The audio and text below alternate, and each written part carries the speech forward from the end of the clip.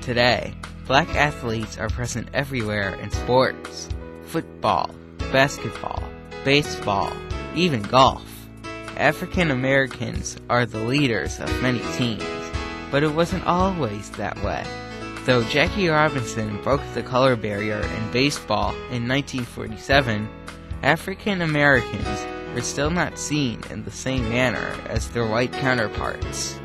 Black players were recognized for their athletic abilities, but not for their decision-making or their intelligence. Syndicated newspaper columnist Hugh S. Johnson wrote in 1938 about differences between white and black athletes. His comment showed the attitudes of many Americans at that time. In the United States, African Americans were fighting a hard struggle for civil rights. In 1896, the Supreme Court upheld the principle of separate but equal in the case of Plessy v. Ferguson. But the Supreme Court's ruling in Brown v. Board of Education in 1954 reversed that decision and forced schools to be integrated. The Civil Rights Act of 1964 guaranteed equal rights for all Americans. But Jim Crow laws and old beliefs resulted in ongoing segregation and violence.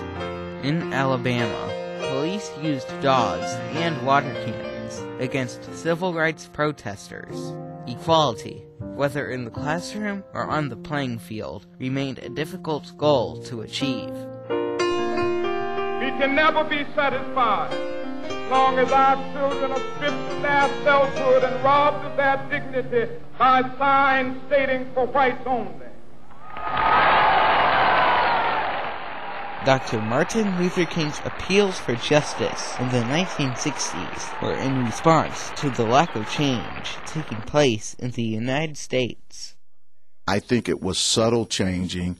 I think that it took some tremendous events to happen to all of a sudden take the subtle changing and make it a movement. Even after Jackie Robinson's arrival in Major League Baseball, sports were still segregated in much of the United States. Many states and colleges still resisted integration of their athletic teams. To avoid a court order that would prohibit them from leaving the state to play against an integrated team, the all-white Mississippi State basketball team in 1963 actually had to sneak out of the state to play in the NCAA championships. Mississippi State lost to eventual national champion Loyola, but earned respect for challenging segregation in sports. Then, in 1966, at the University of Maryland's Cole Fieldhouse, an encounter between two teams for the NCAA basketball championship challenged the idea that blacks could not measure up to whites in sports. One team, the Texas Western Miners, had an all-black starting lineup. The other team, the Kentucky Wildcats, had an all-white starting lineup. For 36 years, Kentucky had been coached by Adolph Rupp, who was opposed to integration. Rupp had never recruited a black player to Kentucky. I sat at breakfast at a table with Adolph Rupp at a clinic, and the assistant coach handed Adolph Rupp a list, and he said, "Coach, here's the recruits for after. What do you think?" And Adolph looked at the list and said, "The point guard's fine. I could use another forward." And of course I want the big 7-footer. And the assistant coach said, Coach, he's a colored boy." And Adolph said, "My God, you'd think they'd put asterisks after their name." Just before their historic encounter, Confederate flags waved behind the Kentucky bench. History was made when Texas Western's coach placed 5 black players to start. Here you had a coach who dared break the unwritten rule. In other words, just having 5 basketball players, all black, playing against someone in a national tournament. Kentucky fans, who were expecting an easy win, were surprised when Texas Western showed that they could match up with the Wildcats. Texas Western led Kentucky by 3 points at halftime. Then in the second half, people who expected Texas Western's black athletes to crack under pressure were wrong. Texas Western made 28 free throws, and Kentucky was never in the lead. The final score was Texas Western 72, Kentucky 65. For the first time, an all-black starting team had won a national championship. It was a slap in the face for Kentucky basketball, but not the way you think. It was a slap, a sobering slap. Wake up, guys. You know, if you're going to be a good basketball program for the next few generations, you better wake up.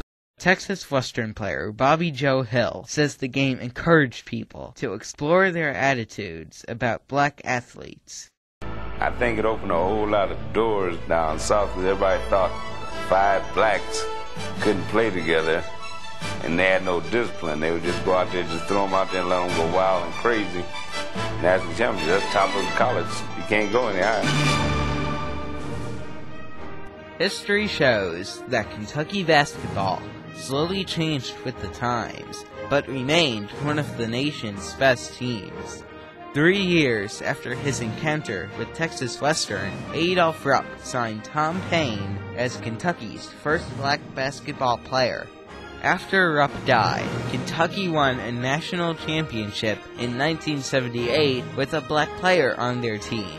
Then, in 1996, Kentucky won another title, playing 5 black players on their starting lineup. And after Tubby Smith was hired as Kentucky's first black coach, the Wildcats won another championship in 1998. C.M. Newton, when he came aboard and was able to hire Tubby Smith, really put an exclamation point that the Kentucky program was moving into modern times. As for Texas Western coach Don Haskins, he received hate mail after his encounter with Kentucky. It hurt him so much that he said, "I wish I had not won that game. It would have made my life much easier." Texas Western is known today as the University of Texas El Paso. They have not won another national championship since their game against Kentucky. From Grambling, quarterback, number 17, Doug Williams. Today, attitudes have changed. People praise black players for their intelligence as well as their athleticism. 42 unanswered points for the Washington Redskins, led by that guy, Doug Williams. And not a great shot. Talk about your moment in the sun. Well deserved. But some statements about black athletes can still generate controversy. I don't think he's been that good from the get-go. I think what we've had here is a little social concern in the NFL. I think the media has been very desirous that a black quarterback do well. You know, it's something obviously that I've been going through ever since I was young. You know, through high school, through college, and through the NFL, that, you know, you figured that it would have been over by now. While black athletes may still have milestones to achieve, the encounter between Texas Western and Kentucky helped to change attitudes in the United States. Attitudes about basketball, about sports, and about equality.